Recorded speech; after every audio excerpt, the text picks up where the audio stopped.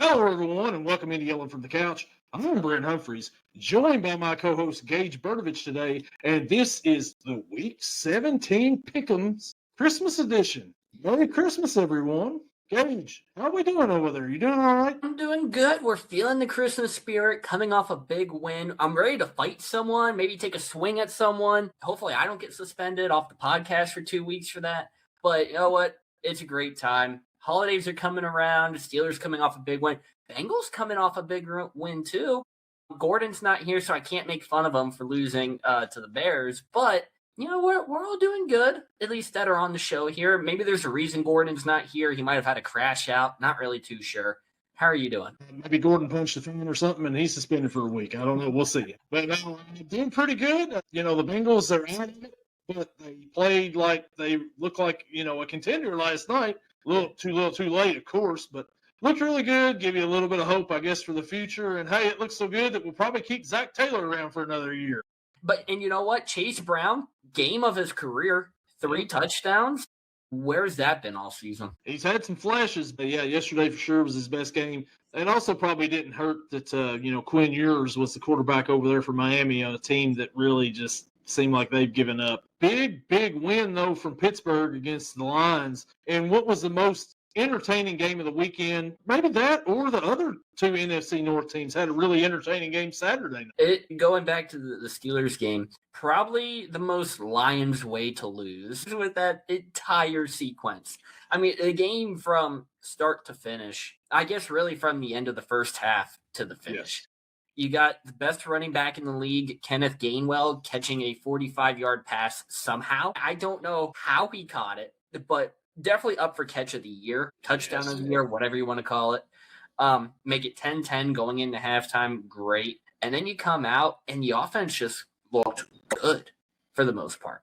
Jaylen Warren, 2 45-yard touchdown runs. The Kenneth Gainwell score, 45-yard touchdown runs. That's the magical number of the week, 45 apparently. Defense looked good. You held a Lions offense to 24 points. You shut down the run game between Gibbs and Montgomery. I think there's like 25 total rushing yards. So that was great. 15. So even better. Looking even better. A couple sacks. That's sack totals in that. But yeah, 15 total. Couple sacks. You got a safety from Kyle Duggar, which turned out, I guess you could call it the turning point, because that made it a 5-point game instead of what would have been only 3. Lions kick the field goal, take it to overtime, and who knows what happens.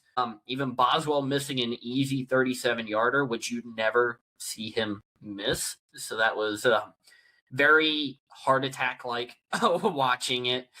Doink, yeah. The most curved doink you will ever see, too, because it was like, oh, that's good, that's not good. Oh no, oh, that's not good. Yeah, what a game! Like you said, the Gainwell catch, like the wherewithal from him to get the ball, get up and run it on into the end zone. Never was touchdown, made that catch, and I mean that's one of the turning points of the game right there. And then if you want to talk about literally the last play of the game, oh, man, I mean, good job first by Patrick Queen and Joey Porter stopping.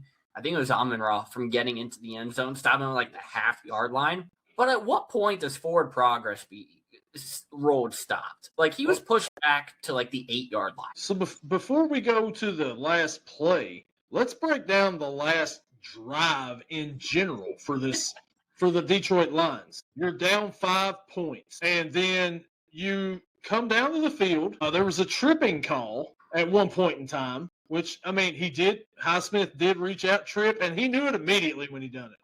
Oh, yeah. But, the worst part is he didn't have to do it. I think if he reaches his arms out, he had to. Right. So, Detroit's helped a little bit there. There was was it a pass interference call on Pittsburgh? That was... on 4th and 2. That was very questionable at best. It was questionable, but I could say Duggar did get there early, so I did. Where they called it. But the flag came in very late after J-Mo got up and was like, where's the flag? And then they're like, oh, yeah, that's right. Here you go. Yeah, J-Mo definitely called that penalty right there. So there's a questionable one. Then you come down to, I believe Detroit was at the 1 yard line or 2 yard line at this point when they get down there after the tripping.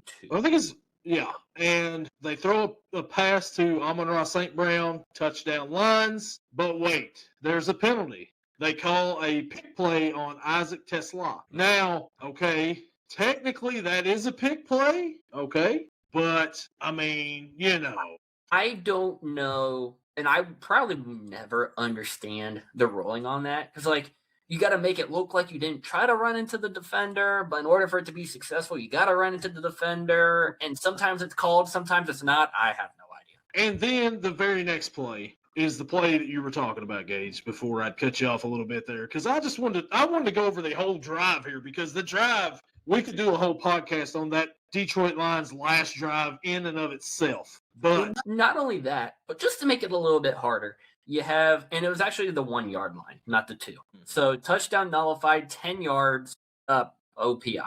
And then a false start penalty. So just back them up a little bit further. Yeah. And then you have the Goff check down to Jahmyr Gibbs for 7 yards. So this play comes from the 9 yard line. Yep. It's like, okay. And then Goff goes incompletion. Jameson Williams, Y.A. Black gets his hands up. Should have had the pick and instead just bats down. No problem. And then pass incomplete to Isaac Tesla. Now, he jumped up for that ball. Had it, and then Chuck Clark. I don't have many good things to say about Chuck Clark. All right. He should have had a career day yesterday and had like 3 interceptions. But he made a great play on Tesla and knocked the ball out of his hands. So it's like, all right, here we go. 4th and goal. Yep. And he goes, Amon-Ra, short, gets knocked back. To the 5. To the 5, 6, however many yards. Pitches. And then laterals it to Goff. At what point does forward progress get stopped? Because they were going to roll it a touchdown. They did roll it a touchdown when he comes out and he said, there's a touchdown by Detroit. However, there is also a flag for offensive pass interference. Talk about that ref. He was like, I'm going to have so much fun and do a little bit of trolling here in the Motor City. He really, so after that play, so the Amon-Ra goes, he catches the ball, forward progress gets stopped around the 2, and he's going back to about the 5, 6, pitches it back to Goff as he's going down to the ground. Goff takes the ball, runs it in for the touchdown, so you think. Then they show the replay. And you look at the replay, and Amon-Ra comes up, and clearly offensive pass interference. Now, Jalen Ramsey sold that, as he should. There's nothing wrong with him selling that. He got interfered with. Might as well let him, know. Overreact. You got to do what you got to do. And then afterwards is when nobody in the stadium knew what was going on. Nobody. The referees, the teams, the fans, the commentators. They huddled up for several minutes before they're like, okay, what do we do here? They scored a touchdown. Okay, well, they got an offensive penalty, so they can't replay the down because it's an offensive penalty. Let's get out of here. Now you go make the call. Touchdown by the Lions, however. It was like, the rolling on the field is touchdown, then you hear the, yeah. What there is pass interference, offense, number 14. It's like, and even then, I don't think anyone in the stadium knew because it was so loud in there that they probably couldn't hear it. So then he was like, by rule, whatever he said, the game is over. We do not redo the down. Which why would you redo it? OPI Pittsburgh would just decline the penalty. Accept it. Yeah. But runoff. Yeah. But even by that, like, if Amon-Ra doesn't lateral the ball, there's still like 2 seconds at the end of the clock. Him lateraling the ball took off the rest of the time. Right. So I'm like, that would have been interesting to know, like, if there wasn't OPI, what would have been called? Because you cannot tell me his forward progress was not stopped. He got pushed back half a football field. It was definitely stopped. And Goff and Aaron Rodgers, even after the game was over, they were on the field kind of like looking around like, what just happened? Like, they were kind of unsure of what was just being called on the field. And then, they figured it out. Rodgers does the interview, says we're rooting for Pittsburgh, for New England tonight. And huge comeback win for the Patriots. Yeah. Baltimore was up by what, 11, 12, something like that? Snoop Huntley in. And then Derrick Henry scores his second touchdown and doesn't get another touch. Hey, football dude, what's up with that? What is up with that football dude? Because as much as I'm glad the Patriots won, that was horrible. He was running all over the Patriots, and they do not give him the ball. Like, what are you doing, John Harbaugh? What is this? And then Zay Flowers does his signature break dance fumble that he has done many times in his career. I'm going to dance around and then get the ball knocked out from behind. What about the play where Snoop throws it over the middle to Mark Andrews, and he tries to pass it forward? Even Mike Tirico's like, what is he doing? I'm like, I don't know, man. I'm asking the same thing. And it's so crazy that this comes after, not long, 2-3 weeks since they gave Andrews the 3-year contract extension. It's like, I think you guys extended the wrong tight end.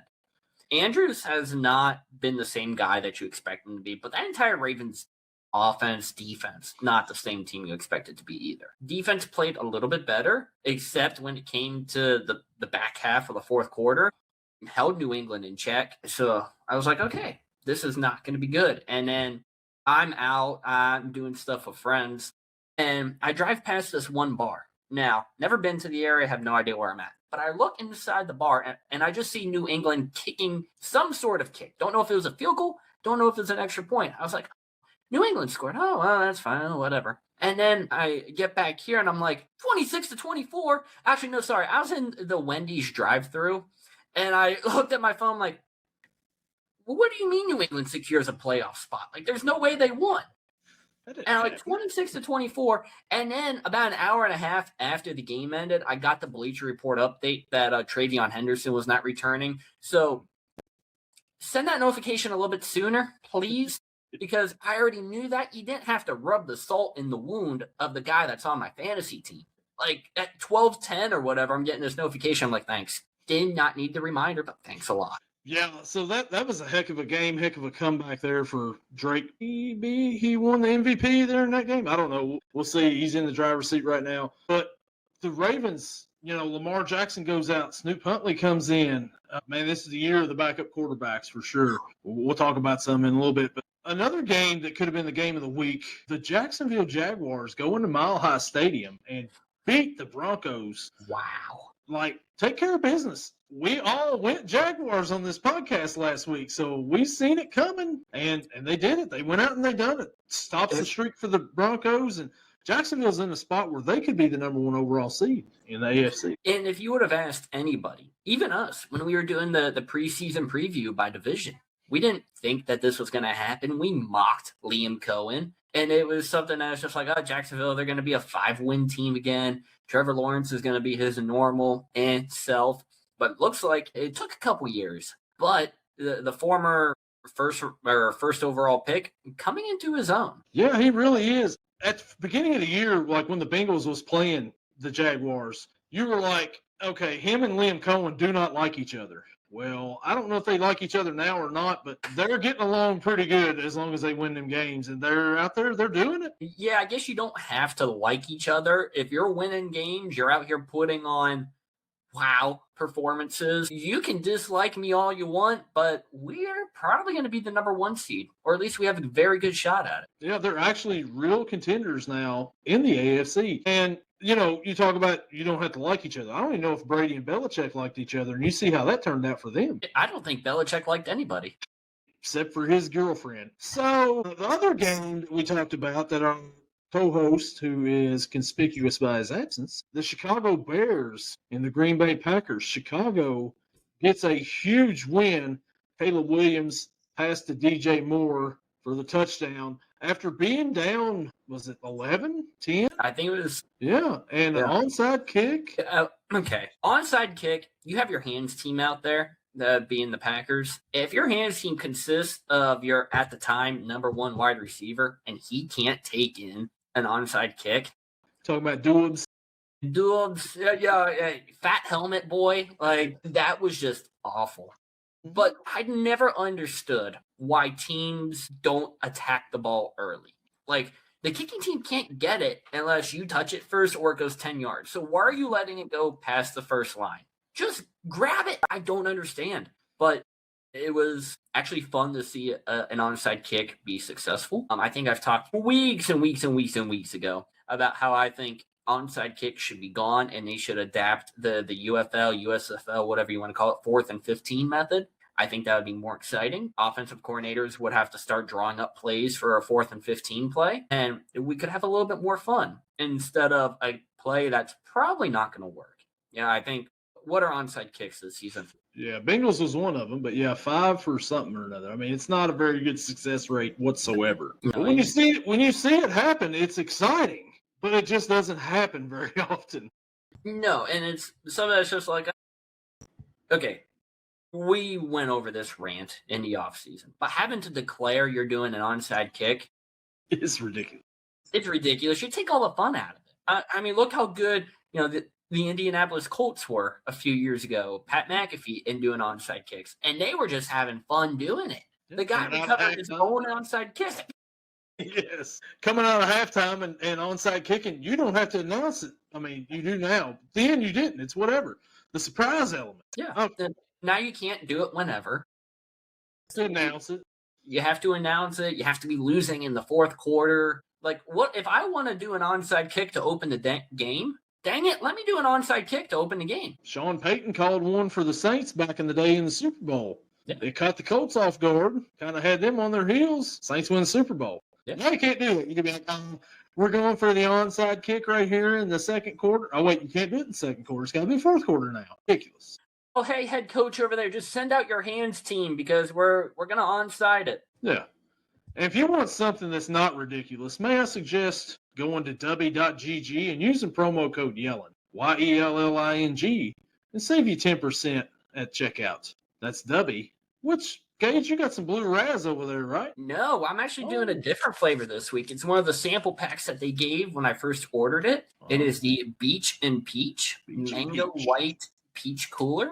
I wasn't sure what I would think about it because I'm not a real peach fan, but it smells good, tastes pretty good, and it's, my second one of the day. They don't recommend more than one a day, but I'm tired. So we're going with the second one. Nothing's going to happen. I know my body. I know I'm good. Yeah, know your body on these, I guess, but I usually go about 1 to 2 W's a day, and I'm still fine, somewhat. We also got a W sticker on our shaker. They sent me like 8 different stickers. I was like, which one do I want to use? We'll go with that one because it matches the color of the shaker. And like I said, that's w.gg, promo code YELLING, BW, be better.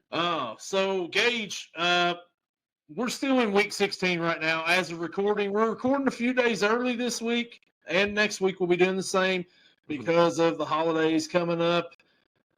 Because on a normal day, it's Christmas night, and, we're not recording there Christmas night. But right now, was it the Niners? They were ahead 24-17 last I seen, but that was a little bit ago. The Niners are now ahead 31-17. 31-17. 31-17 at Papal Field. Looked pretty good to begin the game, and then, the grandpa stuff comes in. Kind of about how it was last week. But you know what? I'm going to go this entire season without getting an upset pick of the week, correct? Because, man, these guys are upsetting. Now, you talk about Grandpa Phil. He's not playing bad. He already has better numbers than what he had last week. He's 15 of 23, 189, 2 touchdowns, only taking 1 sack. But it's the rushing game of Jonathan Taylor, 10 for 28. That it's not doing you anything. Josh Downs is your leading receiver, 5 for 65. Pierce has 3 receptions, 53 yards, both touchdowns. Yeah. And Michael Pittman, who's supposed to be your number 1 guy, only 2 for 24. Meanwhile, the Niners are just doing whatever they want to do. Purdy, 227, 4 touchdowns already. McCaffrey, 13 for 69. He has 4 catches for 17 yards and a touchdown. 4 different players have a receiving touchdown. Kittle, Jennings, Robinson, and McCaffrey. They're just stomping all over the Colts in any playoff chances that they might have had coming into tonight. Yeah, that's about over with for them, for the Colts. That was slim to begin with, but the way Houston and Jacksonville's taken over that division, the Colts, we were talking about them being one of the better teams. Daniel Jones goes down. They try to make it up with Phillip Rivers, and it's just not the same team that it was earlier in the season. No, but it is still kind of fun to watch the grandpa out there slinging it. I know I have an older quarterback, but it's nice to have a quarterback older than your starting quarterback. I also had a 40-some-year-old quarterback as well at parts of this season, so it's fun when they go out there and they can still sling it around a little bit. And Rivers, a guy who hasn't been in the game in 5 years before last week, not too bad. Now, before we get into our segment about who's injured on your fantasy team this week, our picks so far this week, me, you, and Gordon all went 9-5 so far. We'll see how this one goes. So I feel like I'm going to drop to 9-6. yeah. So I think I may improve to 10-5, but we'll see. Gage, before we get into it, though, also not talking about the picks, but we need to circle back to the Pittsburgh-Detroit game. There was a little, I don't know, little breakout there, I guess, that we need to mention. It's actually your background right now.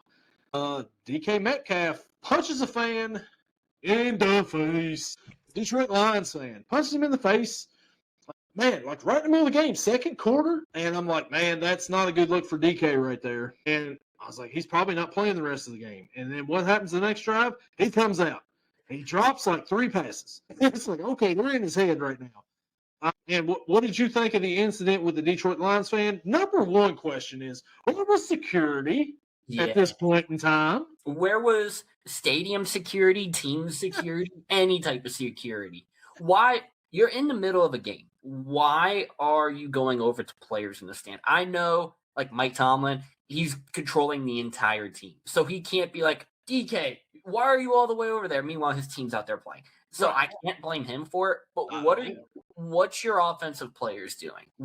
Arthur Smith, he's clueless. But what are the rest of your players doing? You've got assistants over there that should be like player personnel people. Yeah. You know, all over there checking out, making sure everybody's over here. Where's DK? Oh, he's over there. He's back there somewhere. Yeah. And I can't tell, even from here, I can't tell what the fan's holding, but he's holding something yellow. It doesn't look like it's a terrible towel. No. But he's holding something yellow. He has the blue wig on. And from reports that we've seen in the past 24 hours, they've had altercations before in Seattle. Yeah. Is this guy really a Lions fan? Or is he just a I hate DK fan? He could be. At the same time, you know, I'm not saying he didn't deserve to get punched in the mouth. He may have. But you can't do that as a professional football player. You make all kinds of money, and that is not a good look on you right there to be going out punching fans. You've got to be bigger than that at that point in time. You should be focused on the game.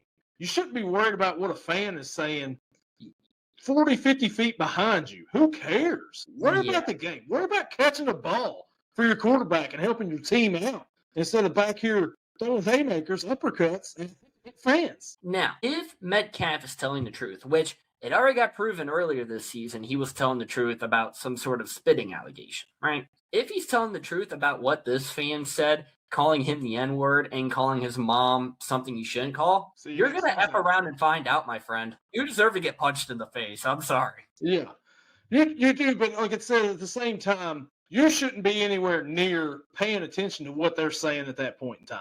No. You're in a football game. Now, after the game's over, we'll go over and have the Malice at the Palace Part 2. Detroit's been there before. But at the same time, it's like, if you're going to make these comments, okay, and if you're going to follow this receiver around who you have some sort of hatred for in your life, you're going to F around and find out. And DK's not a guy you want to get in an argument with because he'll clock you. And if he did say that stuff, I can't blame him. Yeah, it's just an unfortunate incident right there between DK and the fan right there. Just don't be stupid. No. And now Metcalf suspended for the next 2 games, the rest of the regular season. Hopefully it doesn't matter. Hopefully either one of 2 things. Green Bay can come out and beat Baltimore this week, and Pittsburgh wins the division automatically. Just rest your starters if you want the next 2 games, or if you want to play your starters just to beat Cleveland, I completely understand. Or if Baltimore wins, Pittsburgh comes out, beats Cleveland, week 18, you don't have to worry. Week 18 won't matter at all. But the only thing I don't like is this means your number 1 receiver now is receiver, not pass catcher, because I would say Darnell Washington. But Calvin Austin's not a number 1 guy. Scotty Miller, he's not a number 1 guy, though he did have some good catches there yesterday. Adam Thielen is going to roll into that role. He had some great catches. He had his best game of the season. So maybe we get an MVS connection. Rodgers he heaved one down the sideline, and MVS just off the fingertips. I was like, I understand what Packers fans were saying when it's either touchdown or drop with this guy. Yeah, we had a Packers fan who preached that quite a bit with MVS, but yeah, it'll be interesting to see. It may not hurt him, but it may. It all depends. But if you beat Cleveland Sunday, none of this matters. No. Football dude, hey, sorry about your week 18 you were talking about all year, half the year. And even if that's the case, you have to wonder, like, you say Green Bay goes out and they beat Baltimore. You have 2 weeks now that they matter in a sense of potential seeding, but you already have the division locked up. You got Grandpa back there at quarterback. You haven't had a bye week in a while. Give the guys some rest. Yeah. Maybe you let Mason out there to start. Maybe you give Will Howard some snap time just to see what you got in them. Why not?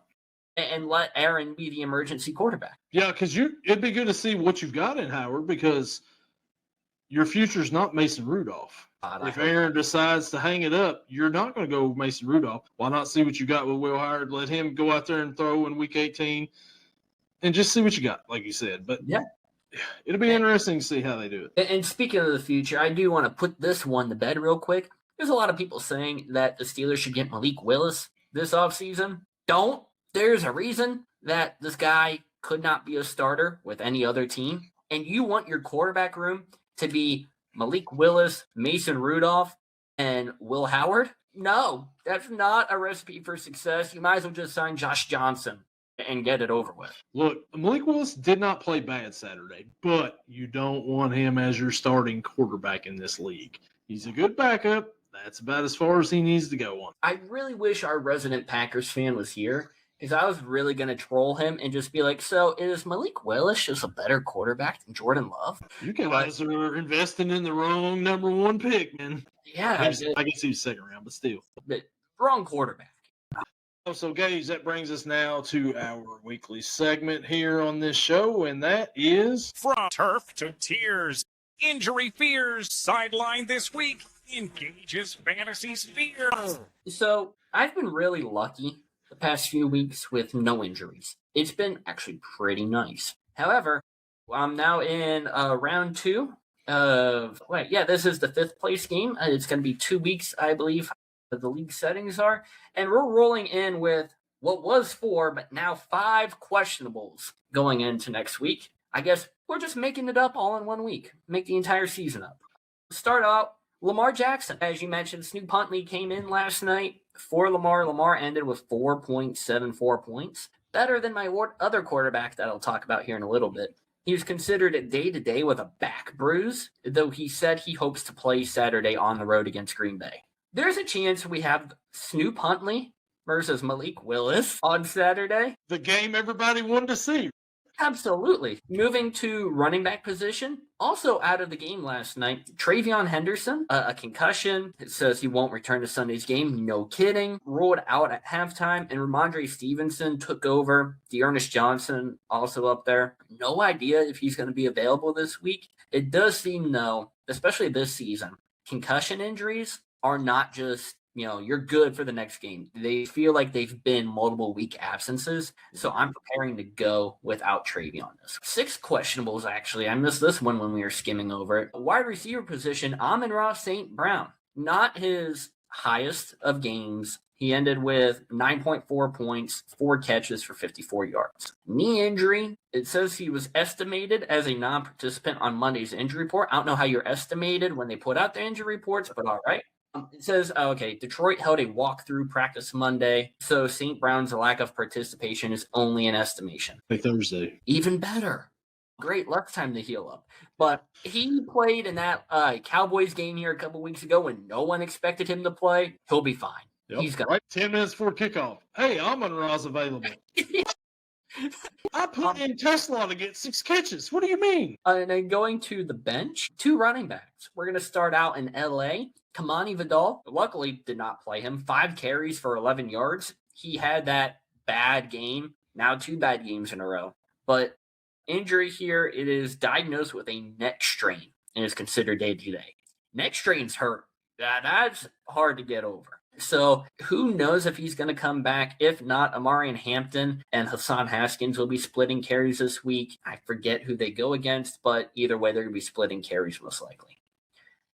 Going up to Minnesota, Aaron Jones, questionable. Again, we hit this. He's questionable every week. An ankle injury.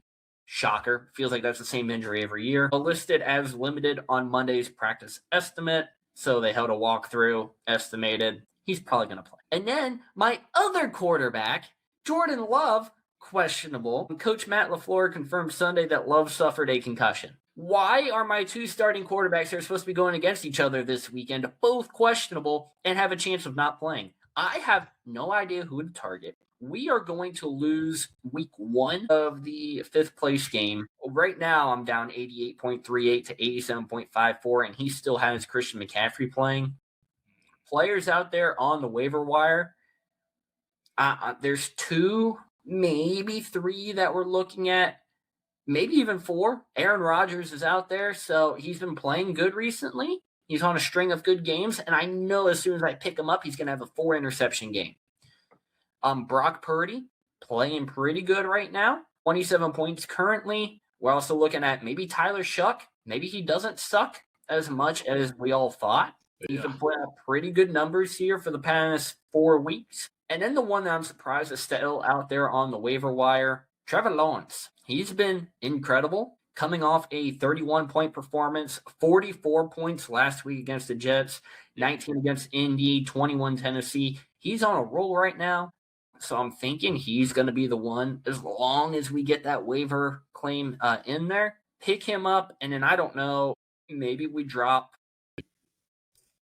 If it's the last week that we're going to be going into, then it doesn't matter which quarterback we drop. So probably just drop Jordan Love since he's less likely to play than Lamar is. Running back wise, we've got to figure something out. Vidal probably not going to play. Do got Aaron Jones up there. Someone's going to need to come in for Travion. Yeah, a lot more injuries this week than what we're accustomed to this season. It feels like last season. Yeah, that was a loaded who's injured on Gage's fantasy team. It's a classic one. It's a throwback to last year where we had this segment was a long segment every week. And this year, it's not been very long at all. But, yeah, the injuries are racking up here towards the end of the season. Last week of fantasy football for you. And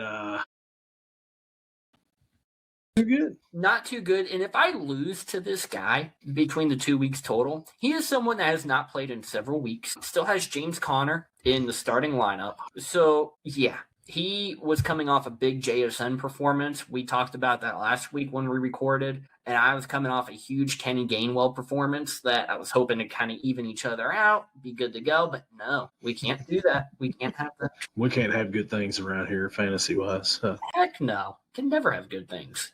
Oh, so there's Gage's injury report this week on his fantasy team. Now it's time for us to make our picks this week. And let's go ahead, Gage. Let's start out with Thursday, Christmas Day. And boy, the NFL has got to be regretting the Christmas Day slate that they've got, right? I mean, look at these games we're about to talk about. Only, let's see, one team is for sure getting in the playoffs out of the 6. Maybe 2, but there's got to be a lot that happens for them. Not the best slate for Christmas Day for the NFL. They won Christmas Day last year, kind of took over for the NBA. I don't think they're winning it this year. But we start out with our picks, and leading it off is the Cowboys traveling to Landover, Maryland to face the Washington Commanders at 1 o'clock on Netflix. Dallas is a 5.5-point favorite on the road. Gage, what are we thinking here?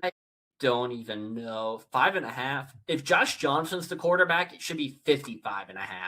Yeah, in favor of Dallas because I think he's thrown an interception for 50 different NFL teams. That's what it feels like.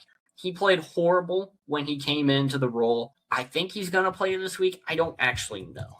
So if we do a quick Google search, we want Josh Johnson. No, not American comedian and writer. Nothing towards you. We're talking about the football quarterback here. Yeah, 43 yards, 1 interception. Josh Johnson to get a significant amount of the starter reps at practice this week. Yeah. Give me the Cowboys. They're going to cover, and it's probably going to be 17, 18-point game. Yeah, so the Dallas Cowboys offense, I mean, they're still really good. CeeDee Lamb and George Pickens. George Pickens had a heck of a game last week. They just couldn't hang with the Chargers. Overall, the Chargers are the better team. Cowboys defense still not good. That offense, it's been fun to watch this season. The Commanders, Josh Johnson out there playing. You have Jaden Daniels. You think, hey, we're coming back off of an NFC Championship appearance. We're going to do something this year. And here we are. We're starting Josh Johnson in Week 17 of the season at home on Christmas Day. You're thinking, we're getting a Christmas Day slot here, guys. This is going to be fun. And they're like, no, never mind, sorry. They didn't even give you the Saturday before against the Eagles in that game because they thought this was going to be a repeat. Yeah. Ends up, fight breaking out at the end of it.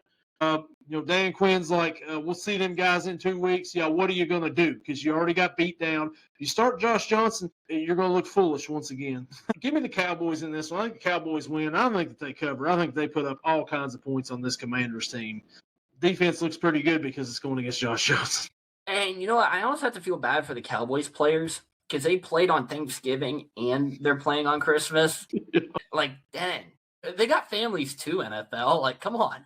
Well, hey, speaking of teams that played on Thanksgiving and playing on Christmas, the next game we've got, the Detroit Lions from Minnesota to face the Minnesota Vikings at 4:30 on Netflix. Detroit is a 5.5-point favorite. Boy, 5.5 line opening up here for the road teams in both these games. Gage, what do we think here? Does Detroit bounce back? Do they keep their slim playoff hopes alive? Or does Minnesota? I believe they're going to keep it alive. J.J. McCarthy was not playing bad football up until this past week against the Giants, but he got knocked out of the game as well with an injury. So I'm just trying to look here to see if there's any update on that. We don't know. Yeah, that's the thing about recording early. Yeah. But I thought maybe there'd be something, like some sort of update on the hand injury, something. Right. But they're playing in 3 days. Yeah, and there's nothing. Meanwhile, Detroit, at least offensive-wise, they have majority of their people. I know I said Amon-Ra's questionable, but they expect him to play. There's no reason why you shouldn't expect him to play. You're still without Sam Laporta, but you've been without Laporta for a while now. You're used to that. Get Gibbs, get Montgomery going. 15 yards combined rushing against the Steelers defense that had led up over 200 rushing yards in 2 of the last 3 games before Sunday. Inexcusable. I know I talked about last week that, Steelers defense holding the best running backs in the league to under 100 yards. I did not expect that, so that was great. Jared Goff, he has potential for MVP. He threw for, over 300 yards. He had 4 touchdowns, I believe, yesterday. So the offense is kicking. It's the defense of Detroit that really hurts. They let up huge plays, passing and running. The Steelers offense put up over 400 yards, almost 500 yards of total offense against the Lions defense. I expect a little bit of back and forth, probably a lot of points scored, but I think in the end, the Lions are going to come out on top. Give me Detroit, and I'm going to take them to cover. So Aaron Jones and J.J. McCarthy did not practice today, but it's Monday. You still got 2 more days. Maybe he gets in there. I don't know. But if he doesn't, are you going Max Brosmer again? If that's the case, give me Detroit to win and give me Detroit to cover easily. Detroit's still in this thing barely. As you mentioned, 15 total yards last week rushing. Now that counts into this, the sacks and everything. Yeah. But between Gibbs and Montgomery, maybe the best duo running back in football, But, it could be Kenneth Gainwell, Jaylen Warren. It all depends on who you ask. But anyways, so these guys last year, this is what Ben Johnson wanted to do when he was in Detroit, run the ball first. Yeah. Dan Campbell kind of following that a little bit. And when they couldn't get it going, they struggled. And they've struggled. They definitely struggled last week. But in this case right here, Minnesota's defense is not terrible. But if they've got Brosmer over there on offense, even if they've got 9, I feel good about the Lions winning. Give me Detroit to win. And give me a Vikings cover. I think the Vikings cover. I'm with you here because the Vikings beat them earlier in the season, and I think that the Vikings and the Lions both score quite a bit of points in this matchup. But I like the Lions to bounce back and get a win and keep those slim playoff hopes alive. And hopefully no fans get punched in this game this time. So do you think even if Max Brosmer plays that the Vikings still cover? No, if Max Brosmer plays, they don't cover. Let me clarify that. If him's playing, I'll take a cover. But if Brosmer's playing, he will take a Lions complete beatdown in this. Not just a cover, but a beatdown. That Lions defense may get a shutout. That's what the Bengals need. They need Max Brosmer over there on the opposite side against them for the Bengals defense to look like an elite defense. Oh, by the way, Gordon didn't send me his picks yet, so we're going to go ahead and we'll actually go with his actual picks when he sends them to me.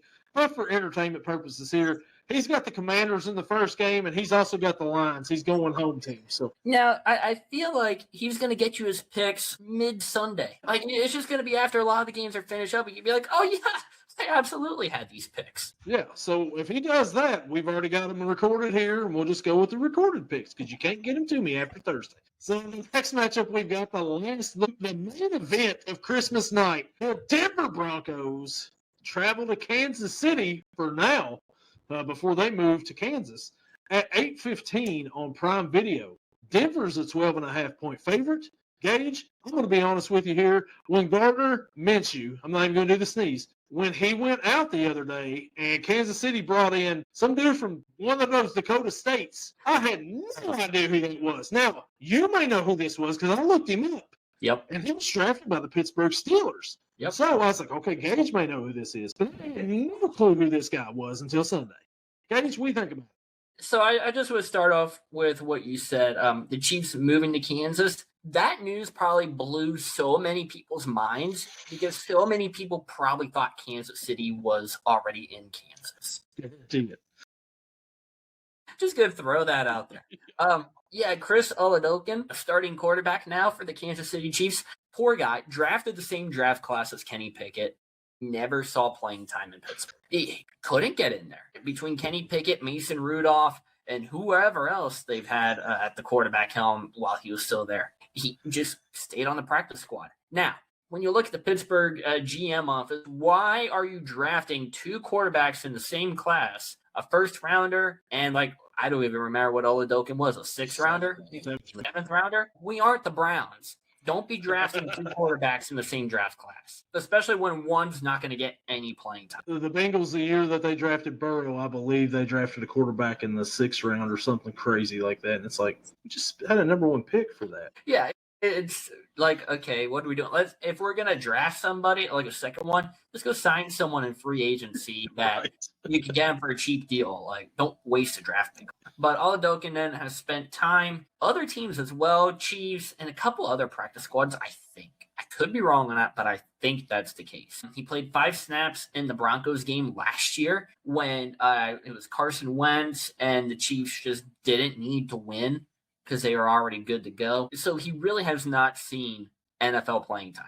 Now, he came in last week after Minshew tore his ACL. Boy, quarterback room's devastated. Oladokun, you might want to protect yourself this week. But he played a little bit, didn't do too bad for someone who's really never played. You get your first NFL start this week, and it's not going to go good at all. Broncos are going to come in and just absolutely decimate you. I feel bad because, former Steeler, I liked Oladokun. No reason besides her being a former Steeler. Give me the Broncos, and I'm going to take them to covers. So Kansas City last week, they got destroyed by the Titans. I made the mistake on this podcast of picking the Kansas City Chiefs because I'm like, Minshew Mania, it's going to be great. He's going to come in, he's going to do. No, it wasn't good. And the Broncos, they get their first loss in their last 10 games at home to Jacksonville. And Jacksonville kind of dominated them for the most part there. Denver's going to be ready for revenge. They're going to come out this week. They're going to beat Kansas City. I think that they cover that spread just because they lost last week. Now, if they would have won last week, I don't know if they cover, but they're going to cover. I don't know if your boy's going to have a good game or not for Kansas City, but give me the Broncos in this one and give me a Broncos cover. Man, what a slate for Christmas Day that we've got right here. What a way to end it. In scoring update, we had a Jonathan Taylor rushing touchdown here a little bit ago, 34-27. Uncle Phil might pull out the comeback. Uncle Phil may do it. It's only a 7-point game in the fourth quarter. It'll be interesting here. Will Phil shadow?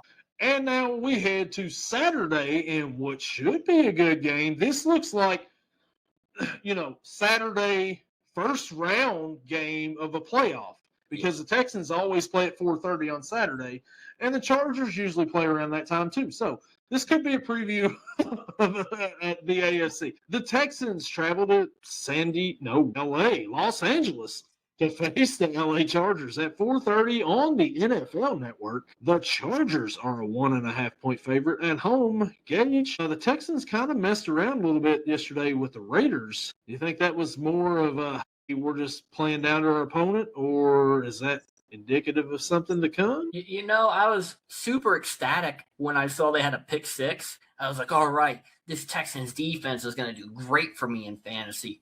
And then they messed around a little bit. Ashton Genty wide open on a 60-yard touchdown. Where did that come from? But I do think that they just messed around a little bit. They weren't playing up to their standard, and they didn't have to. They're going to have to this week, though. And just because of the Texans' defense, I'm going to keep rolling with them. Give me the Texans in this one, and they are the road dog. First one of the episode, Jesse James. Oh, man, so the Texans defense, like you said, I think they messed around a little bit too. But the Raiders, I mean, we'll talk about them after a while. They finally remembered, hey, Brock Bowers is pretty good at this football thing if we just get him the ball. They got him the ball quite a bit, and he had a pretty decent game. Genty had that, like you said, wide open touchdown there. The Texans, their defense has carried them for the most part. They've had a couple of games where the offense has come along, but for the most part, it's been that defense. And for the Chargers, their defense isn't too bad either. Now, they give up some points to the Cowboys last week, but who hasn't, though, to be fair? The Cowboys have put up points on everybody. Their offense is starting to go a little bit. I don't think that hand's bothering Herbert as bad, but I think this week he's going to get bothered a little bit. And I think that, no, actually, I'm going to roll with the Chargers on this one. I think the Chargers win this one. I think the Chargers cover. Only because I think their offense is better than Houston's offense.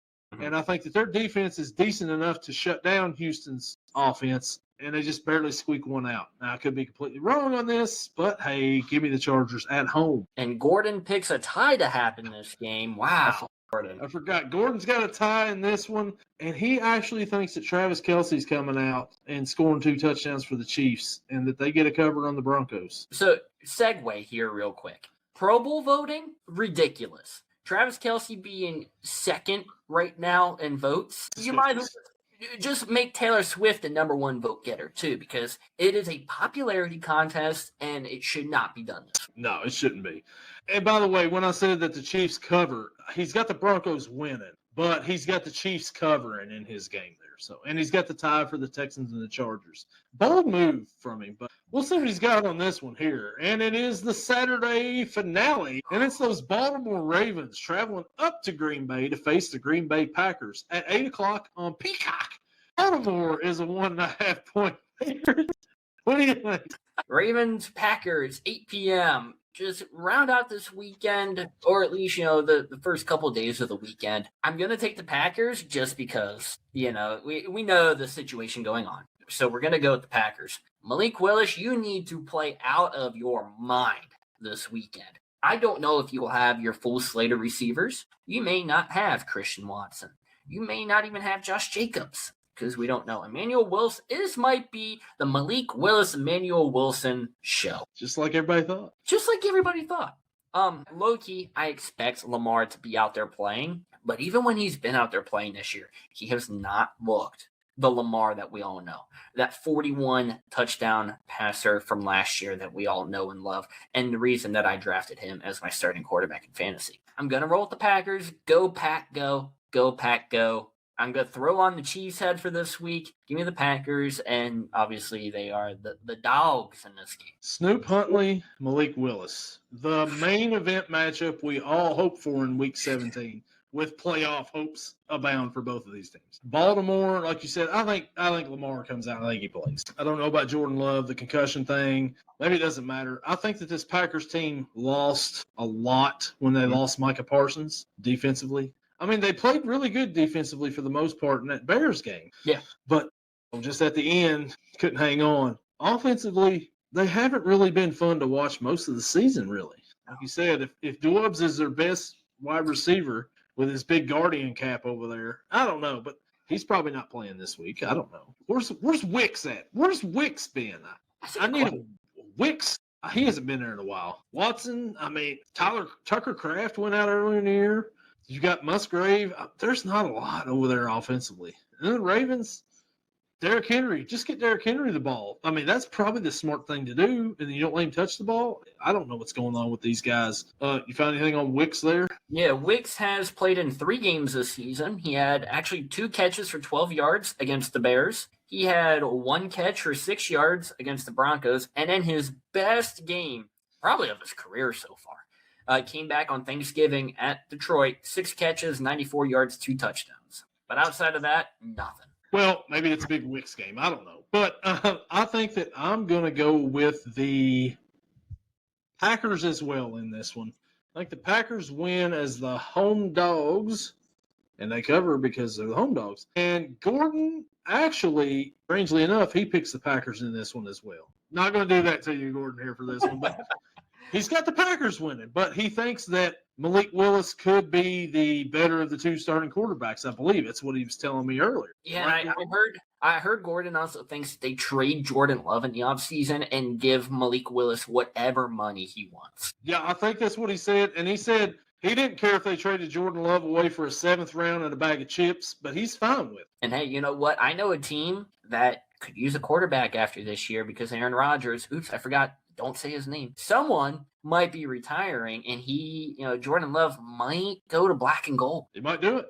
I think Gordon would be fine with that. I'm pretty sure he is all about doing that right there. So, hey, Gordon, we're letting everybody know what your thoughts are on this. So, Gage, we head to Sunday now, and we start out with the Pittsburgh Steelers traveling to Cleveland to face the Cleveland Browns at 1:00 on CBS. Pittsburgh is a 4.5-point favorite on the road. What are you thinking? We were talking about this before we started recording. This feels like the trap game. There has not been a real trap game for Pittsburgh this year. Maybe the Cincinnati loss, you could call that a trap game a little bit, but that was just a great game in general. This is that one game a year where Pittsburgh comes out, they're flat as can be, and just lay a goose egg. I do not, and I repeat, do not want to lose to Shedeur Sanders. I don't care. If Green Bay comes out and they beat Baltimore and Pittsburgh locks up the division, I hope Aaron Rodgers is out there the first play and he goes a 75-yard bomb to MVS and then is pulled out. But I'm going to do what I always do. I'm going to go with Cleveland just because, we got to get a win somehow on this podcast. Give me Cleveland. I almost want to take it as the upset pick of the week, just because I don't know the spreads of the other games. Taking a quick look at them. Nah, we'll save that for a different game. But give me the Browns. I hate to say that, but Browns and the Steelers still lock up the division now because the Packers beat. Oh, so I'm surprised you're going Cleveland here because it's Cleveland. They got a good defense, so we think. I don't know. But Myles Garrett, I called it last week that he was going to break the sack record last week. I was off a week. I think he breaks it this week against Pittsburgh. I mean, it's coming. It's coming, right? This has got to be the focal point. You know what? Mike Tomlin, Terrell Austin, Arthur Smith, they might be in that film room like, you know what, guys? We don't care if we lose. Dylan Cook, don't you dare give up any type of hits to Myles Garrett. Arthur Smith, you will be triple chipping Myles Garrett. You might put Darnell Washington, Dylan Cook, and Jalen Warren all in to block him at the same time. We may lose, but do not dare let Garrett pass TJ's record and Strahan's record this week against us. Maybe that's how it goes, but that means he would have to try to break it against the Bengals next week. I don't know what that. Break it this week. We're gonna do. San Francisco just went up 41-27 right now in the fourth. Maybe Uncle Phil's not so good right now. 14 points. 7 minutes. There's time. Anyways, Cleveland, Pittsburgh. If Baltimore wins Saturday, which we picked the Packers, this game really won't matter a whole lot for Pittsburgh. No. But I think that they're still going to go out and want to win because they're still preparing for this game. Yes. So they're not going to go and have Mason Rudolph come in and play after they've prepared all week with Aaron Rodgers and the gang. Without DK, does it matter? I don't know. Keep an eye out on Offensive Rookie of the Year candidate, Harold Fannin Jr., tight end. I don't even think it's Junior. I think it's just Harold Fannin. Harold Fannin Jr., the fourth, tight end for the Cleveland Browns. He's been awesome this year. He set the rookie record for the Browns receiving, the other day. Guy from a little Mike school. I don't think it matters though this week. Give me the Steelers to win this game, and I think that the Browns will keep it close for the most part. Judkins is out though, so that may hurt Cleveland's running chances. Give me Pittsburgh to win, and give me a Cleveland cover at home. For the record, it is Harold Fannin Jr. You were close. So close. That's right. Close. Somewhat. I had it. There was another Harold Fannin somewhere along the lines that Gordon also has the Browns in this one. Of course. I mean, he's a Browns guy. We've established this on the podcast. He went with the Browns. So. Closeted Browns fan that we got over here. No doubt about it. And the next matchup we got an AFC East matchup. The New England Patriots travel to Jersey to face the New York Jets at 1 o'clock on Fox. Patriots are a 12.5-point favorite. Gage, that line I think is too low. What do you think? Yeah, I think it should be more like maybe an 18.5-point line. Flip the 2 and the 1. Oh no, Uncle Phil fumbled. Recovered by Indy though. All right. It's only 4th and 25 right now for Indy. Easily convertible. 3-5. Easy doing here. It's going to be a drag route to Josh Downs, who somehow gets it. The one thing that the Jets have going for them is Brady can't cook. He's not done. Granted, it's the Jets. Garrett Wilson, I believe, still leads the team in receptions, yards, and touchdowns, and he hasn't played in how long? This Jets team just sucks. Like, they are bad. Doesn't matter who's the quarterback. Justin Fields, Tyrod Taylor, Brady can't cook. It doesn't matter. Give me New England this one. They're going to cover. Though I can see the Jets messing around and covering the line. Patriots are going to win no matter what. Yeah, Patriots are still in line for the number 1 seed. They're going to want to go out and play really well. I don't see why they won't in this game right here. The Jets, as you mentioned, all the quarterbacks that they've had this year, why not throw Breece Hall out there? He threw a touchdown pass against the Bengals. Why not have him go out there and play quarterback? Why not at this point in time? It couldn't be any worse than what they've thrown out there. The Jets, I don't know what you do from here with the Jets. They've got a lot of positions of need that they're going to have to fill. They traded everybody away. But the Patriots, like I said, you're without Henderson probably, but I don't think it matters. Stevenson's a decent running back. Give me the Patriots in this one. And I think that the Patriots go in and they just pummel the Jets because Brady can't cook. Yeah. The next matchup. Yeah. Who knows? They could do like what the Broncos did during the COVID year. Just put a wide receiver. Why not? It'd be exciting at least, something to watch instead of whatever the Jets are throwing out there now. Gordon, he actually does have the Patriots in this one. And he's got the Patriots covering by 27. I don't know why 27, but that's what he put. Feels like a Gordon cover. All right. And the next matchup, we've got a battle of the NFC South and the AFC South. Both these teams looked absolutely horrible a few weeks ago, but now still not great, but playing better. And the Saints, the New Orleans Saints, travel to Nashville to face the Tennessee Titans at 1 o'clock on CBS. New Orleans is a 2.5-point favorite. Gage, is it time for us to retire the nickname that we have for the New Orleans Saints quarterback? He's looked pretty decent the last couple of weeks, not going to lie. He has looked pretty good. Last week now, it was against the Jets. Jets are still searching for their first interception of the season. I can't give them too much, credit. 65% completion percentage, 308 yards, the most in his young NFL career, and a touchdown. Before that, the Panthers played 75% of passes, which is incredible. 172 yards and a touchdown. He's been low-key cooking a little bit. Something Brady can't do. Obviously this is not going to happen. But Tyler Shuck for Rookie of the Year? Never know. Meanwhile, the Titans, let's be honest, they only won last week because Gardner Minshew died and Mahomes wasn't in there. Chris Oladoke just, it was a whatever game, basically.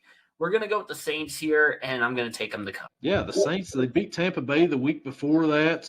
They've started to, Tyler Shuck has looked pretty good, as we mentioned. Yeah. I can't call him suck yet again. I mean, looking decent.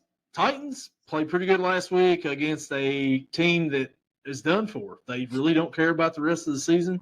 So the Titans are hurting their draft position by winning that game last week. Yeah. I think the Saints win this game here, and I think that they cover. Fun fact, Taysom Hill's the first player in NFL history with 1,000 passing yards, 1,000 rushing yards, and 1,000 receiving yards. Yeah. Fun fact, Chris Olave, who's been in the NFL for a couple seasons now, is younger than Tyler Shuck. That is insane. That is insane to think about. Wow. Yeah. mind blown right here on this podcast. Gordon also is rolling with what did he put here, Gage? It was I think he took the Titans, didn't he? He did. He took the Titans in a home dog Billy Gunn, he says. So the home dogs, Billy Gunn here, the Titans win. The next matchup we've got the Jacksonville Jaguars traveling to Indianapolis to face the Indianapolis Colts at 1 o'clock on Fox. Jacksonville's a 6.5-point favorite. Gage, what do we think here? This is where I would love to use the underdog pick of the week, but Uncle Phil has just been disappointing me, for his first 2 games back.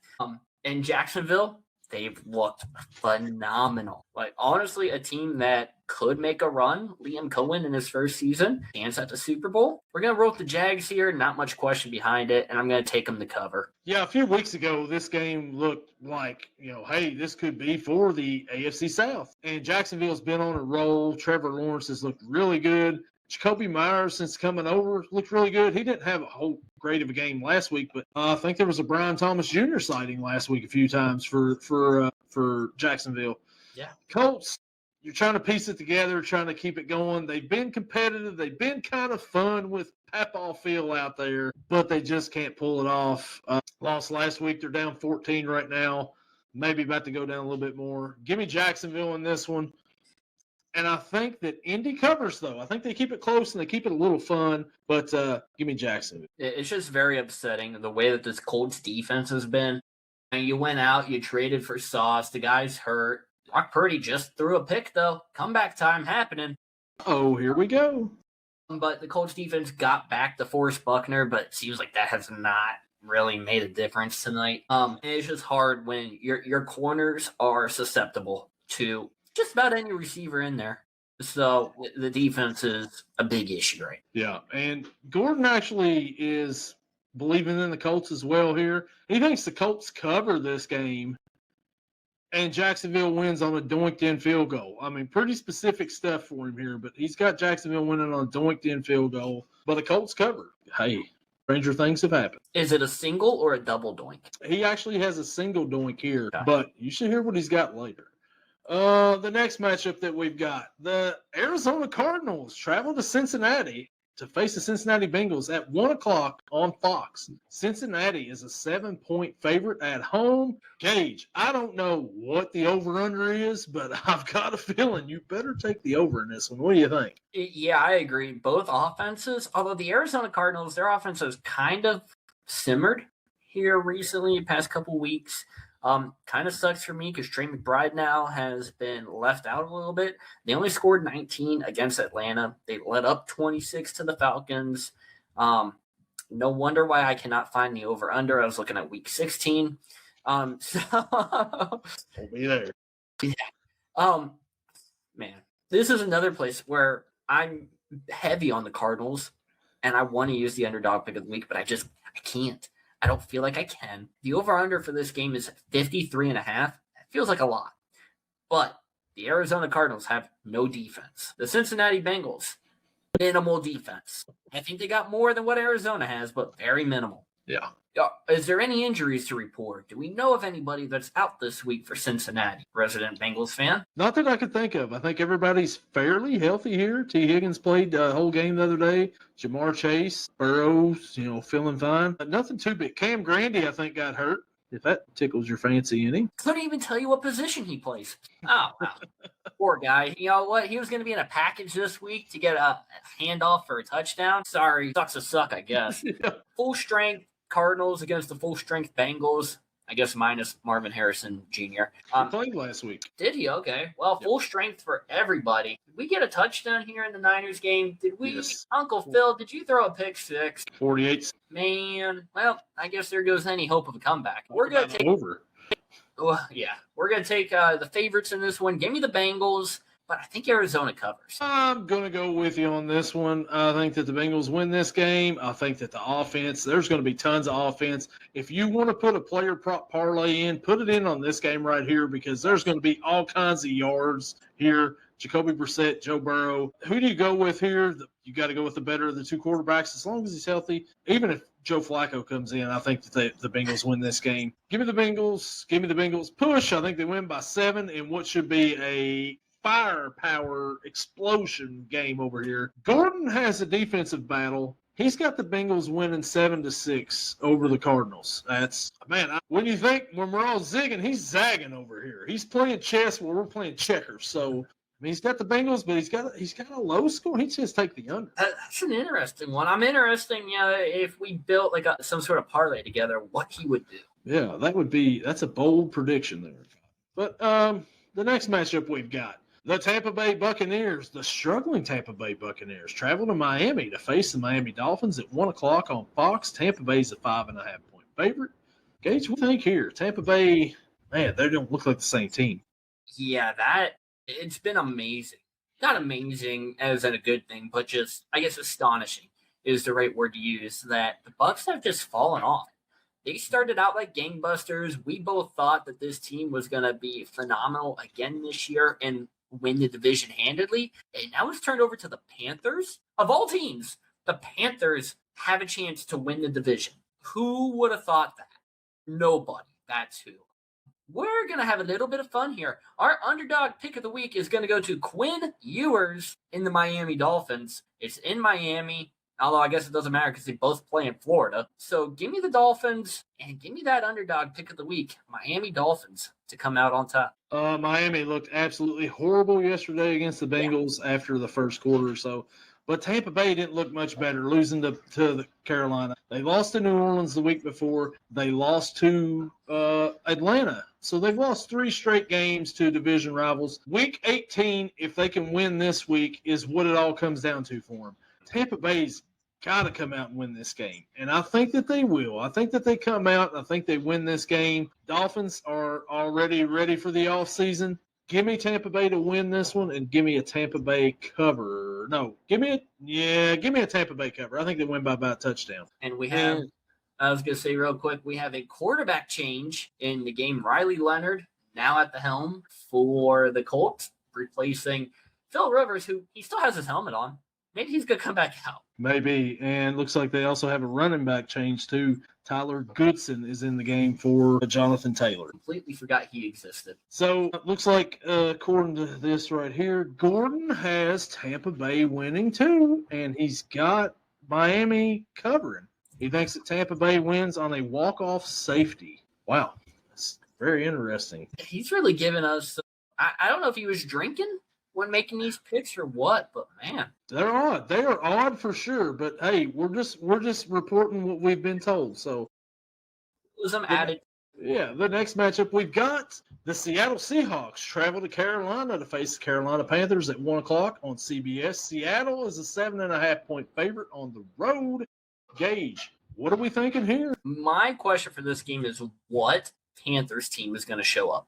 Bryce Young, again last week, under 200 yards, 2 touchdowns, and his final touchdown, that was the game winner, looked like a play that some of these other quarterbacks, Baker Mayfield would make, Patrick Mahomes would make, and he's shown flashes. But it's one of those things that's like, how confident are you? Because it seems like it's been the running game that has really helped the Panthers get to a lot of these wins this season. Seahawks, on the other hand, man, they've been up and down all season. They barely beat Uncle Phil. They had to kick all field goals in order to beat him. You got to get Jason out there. For me purpose, I love Zach Charbonnet taking majority of the touches from Kenneth Walker. And I think you're going to come out. I think the Seahawks are going to win, but I think Carolina's going to cover. 7.5 is a lot for a team that's been playing pretty good. So give me Seattle and a Carolina cover in this one. Seattle had a huge win last week against the Rams at home, and a strange way to win a game. Yeah. With that pass, that backwards pass that kicked into the end zone, and Charbonnet picked it up for the 2-point conversion. Strange way to score. Yeah. Panthers, they go out, they beat their division rival. Not a lot of offense in that game, not a lot of yards for them. No. But they're at home. Once again, they were at home. Usually they play a lot better at home. Their only game that they didn't play well at home was that Buffalo game.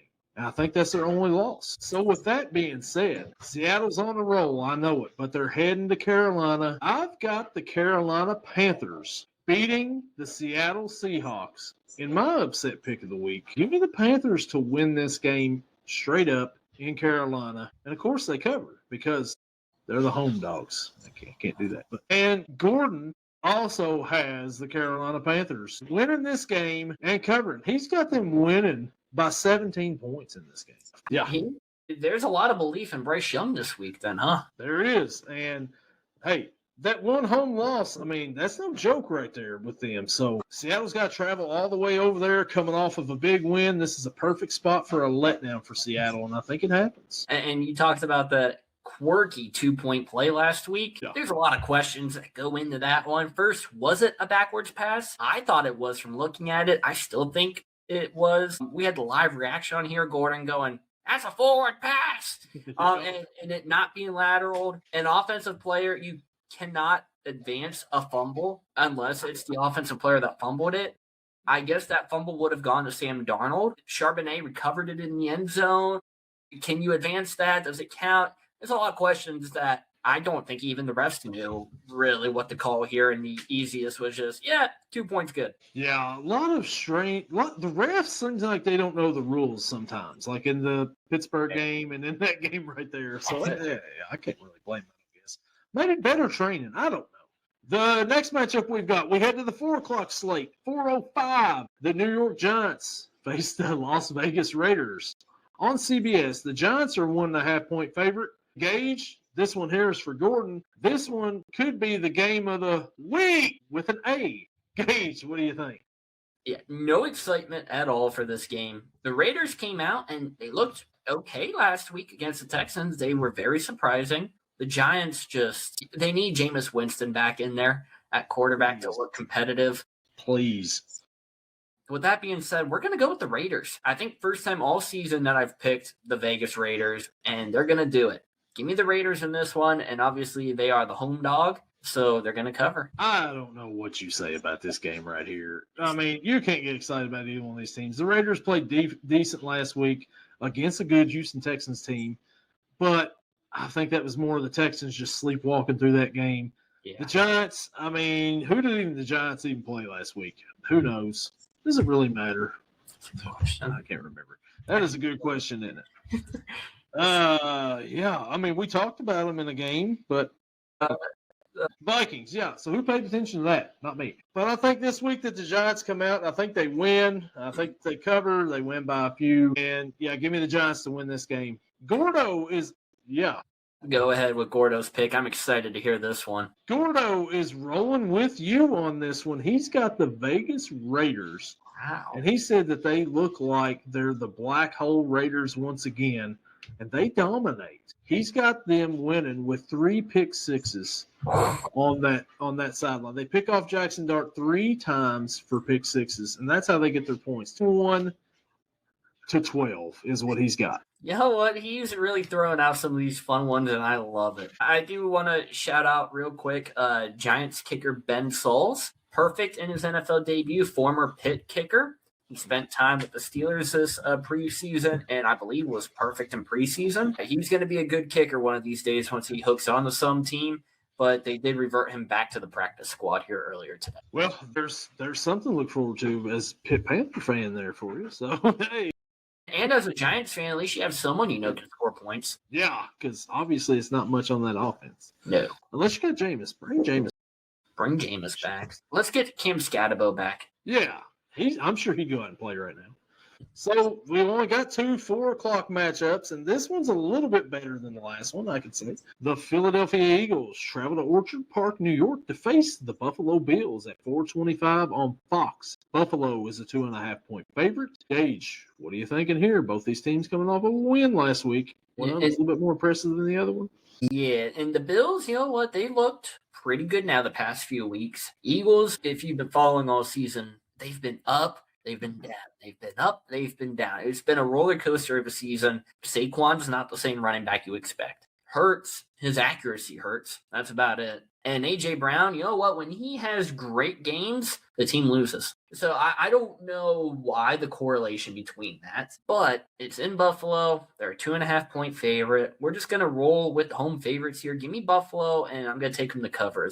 You know, both of these teams right here did not play their best last week. Buffalo only beat Cleveland by 3. But Buffalo's kind of getting on a little bit of a run here. I think the Eagles, as I mentioned, one of the more boring teams in the NFL with the way that they play offense. Their defense is good, but their offense is just put me to sleep. With that being said, Buffalo, their defense isn't that great, but they've got Josh Allen over there. They've got James Cook, maybe the best running back in the league. I mean, some people on this show may debate me. Hey. Yeah, it's like a 1A, 1B type of situation, and I think Kenny Gainwell's 1A. So with this being in Buffalo, it'll be right after Christmas. These people are going to be rowdy up there. Tables are going to be broke. Give me the Buffalo Bills in this one, and I think Buffalo covers. Gordo is rolling with the Eagles in this one. He's got them to win on a Josh Allen fumble at the end of the game. Whoa. Nothing crazy there on that one. I mean, that one's kind of, it could happen. You know, I like this new version of Gordon we got where he actually gives the situations and why he wins. It's pretty fun. Right, yeah. He's breaking it down different ways. But, yeah, hey. And now we go to Sunday night, and we've got the Chicago Bears, who could be moving to Gary, Indiana, traveling to San Francisco to face the San Francisco 49ers at 8:20 on NBC/Peacock. San Francisco is a 2.5-point favorite. Gage, what do you think here? You want to talk about game of the actual week, WEEK? This has all the potential. I'm very excited for this one, but I think the Niners are just going to come out. They're going to be firing on all cylinders. Brock Purdy coming off a 5-touchdown performance.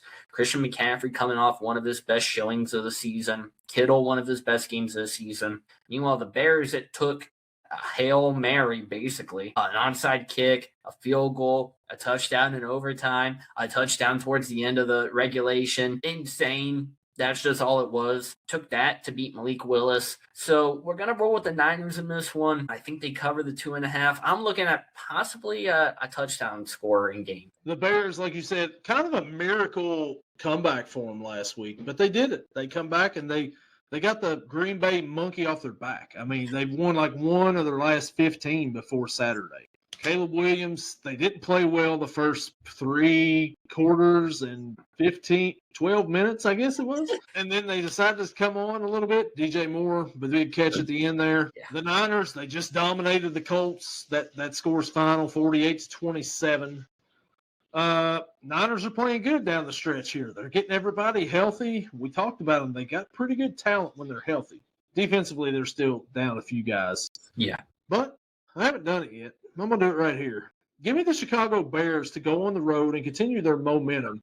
What? Give me the Chicago Bears to defeat the San Francisco 49ers and cover this spread, Gage, because they are the road dog. Jesse J. Big one there. I do have to say, Bears fans, you're welcome. Usually Aaron Rodgers has been owning you guys in the past, and now this week he actually helped you guys by beating the Lions and clinching, playoff berth, so you're welcome. Yeah.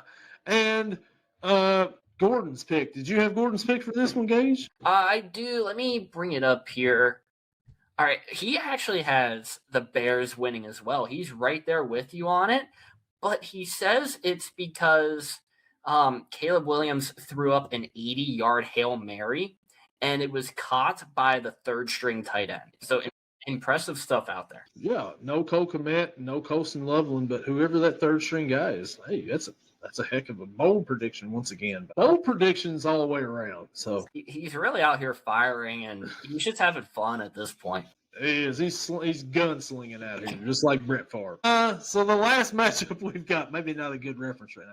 The last matchup we've got, the LA Rams travel to Atlanta to face the Atlanta Falcons at 8:15 on ESPN. The Rams are an 8.5-point favorite on the road. Gage, is this a good bounce back for the Rams? Speaking of Brett Favre, one of his, teams out here, the Falcons, going at it, being the underdog. I almost saved the underdog pick of the week for this game. I almost did, just to be an idiot, just to have a little bit of fun. But I can't. The Rams are going to come out. They're going to win. They haven't looked the Rams of the beginning of the season here the past couple of weeks, but they still got MVP Matt Stafford back there. He's already at 40-plus touchdowns on the season, which is insane. They're going to be at full strength, I believe. The Falcons, Kirk Cousins, what's going to happen? You never know. Offense runs through Bijan. Get Bijan going, you're going to win. But the defense knows that. The Rams' defense is very good. Give me the Rams in this one, and I think they cover that 8.5 as well. Yeah, Kirk Cousins didn't look too bad yesterday. Who did they play? They played the Cardinals. So the Rams coming off of a loss against Seattle, they're going to want to make a bounce back here on Monday Night Football, and I think that they do. And I think that they bounce back. They win this game against the Falcons, and by the time we record next week during this game, we'll be like, yeah, this game is not even anywhere close to being 8.5 points. I got the Rams winning this one. I got the Rams covering here. And Gordon also, he's got the Rams winning, but he's got the Falcons cover because he says that the Rams kicker kicks it off of the very top of the pole, and it comes down at double doinks off the crossbar and goes in for a Rams win in overtime as time expires. Like, he's got it a very competitive game. He says Kyle Pitts is getting 200 yards receiving and 2 touchdowns in this one. So if you've got him for fantasy, you might want to start him. You know what? I've agreed with a lot of Gordon's picks here tonight. I can't agree with that one. Kyle Pitts has already had his breakout game this season. Hey, it's time for another Kyle Pitts breakout. He's doubling up this season. I don't know if he can. He's never had that ability to go double doink. You know what? Double doink field goal, double doink Kyle Pitts games. I'm all for it, Gordon, but I did make a bet with you. You owe me $20 if that doesn't happen. So Yeah, so just remember that. We'll mark the tape here, Gordon. If that doesn't happen, $20 goes to Gage's account right there. So that does it for our picks this week. Me, Gage, and Gordon, we all got our picks in.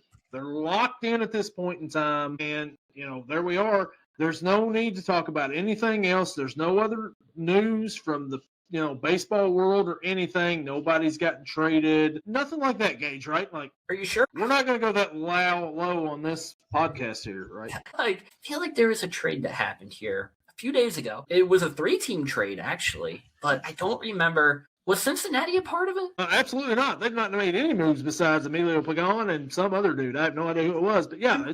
So if you're not following the baseball world, the trade that we're talking about is my Pittsburgh Pirates. They did something, and it actually feels like a good trade. They are offensively starved. The last time they made a big trade like this was a few years ago. It was with the Rays, and it was to get Chris Archer. And I was like, all right, this is going to be awesome. And then it turned out to be probably one of the worst trades in sports history. They landed all-star second baseman Brandon Lowe from the Tampa Bay Rays, and part of a 3-team trade that also included the Astros. They also got Jake Mangum, who I think might be, the underrated part of this trade. You also got left-hander Mason Montgomery, and all that Pittsburgh gave up, the only thing they gave up was Mike Burrows, who got sent to Houston. The only thing they gave up. Now, Pittsburgh, for whatever reason, they have a lot of pitching depth, and I don't know why, but they do. Between Skeens, you got Jared Jones possibly coming back here. Now, he's obviously going to be limited a little bit, but you got Mitch Keller. And then you have all these guys last season who they showed spurts. They had time up and down, but you hope that one of them, 2 of them are going to go. Pittsburgh's probably going to do what they always do. They're going to sign some washed-up veteran starting pitcher to a 1-year contract, deal him at the deadline, so he's going to be thrown in there at the 5th spot. But I love this trade. Brandon Lowe smacked out 31 homers this season. And if he did that in Pittsburgh, that would be the most by a second baseman in Pirates history. So just throwing that one out there. I am kind of curious what it does to like Nick Gonzalez and other people out there. But for whatever reason, the Rays are kind of on a shopping spree right now. Yeah, so the Reds were in on him rumored when they was rumored for Kyle Schwarber too, and struck out on both of those guys. Now, we had a little exchange, and you said low-key feels weird about the Pirates making moves. I'm waiting for him to hit 208 and be traded by the deadline, which would be a very Pirates thing to do. And as a Cincinnati Reds fan, we're like kind of, folk here in this between the Pirates and the Reds. We're, that emoji where you're shaking hands. That's me and you with baseball for sure. Yeah. And though I mentioned the underrated part, Jake Mangum, I actually traded for this guy in my one fantasy league last season. And I don't remember what I gave up, but it was just like a swap 1-for-1 player. He was not an everyday starter, but he hit 296 and stole 27 bases on 118 games. 29 years old, so he's a little bit older, and it was his rookie season last year. The only thing that kind of worries me, Brandon Lowe, this is the last year of his contract. So is it just a rental player, or is Pittsburgh actually going to extend him? I was really hoping they would trade for him and extend him right away. Yeah, even though they would still probably trade him at the deadline if he's batting 208.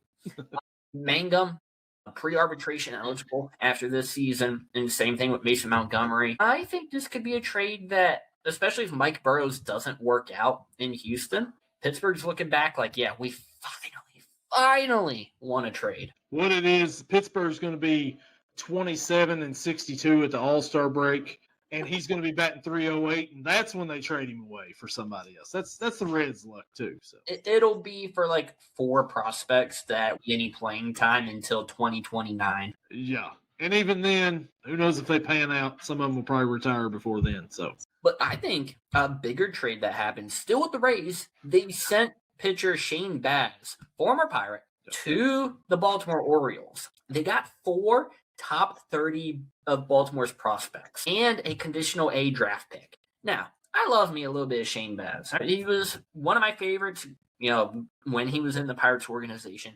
Got traded away for Chris Archer and never really showed a lot of good.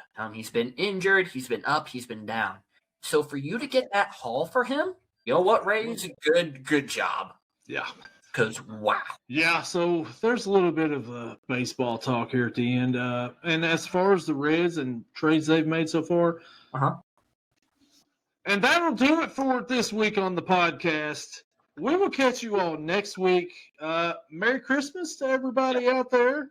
Thanks for checking us out, subscribing to us. Over 2,400 subscribers. This is our Christmas-themed episode here on this podcast. Next week, we're going to be talking about Week 18, Gage, already. It's flew by. It's insane. But yeah, as well, everyone have Merry Christmas, Happy Holidays, whatever it is that you celebrate. If you subscribe, like, comment on YouTube, follow us anywhere else. Podcasts can be found, whether it's Apple, Spotify, Heart, Amazon, any place. And you know what? Let's leave a little bit of comments. We'll react to your comments right here on the pod. We'll definitely do that.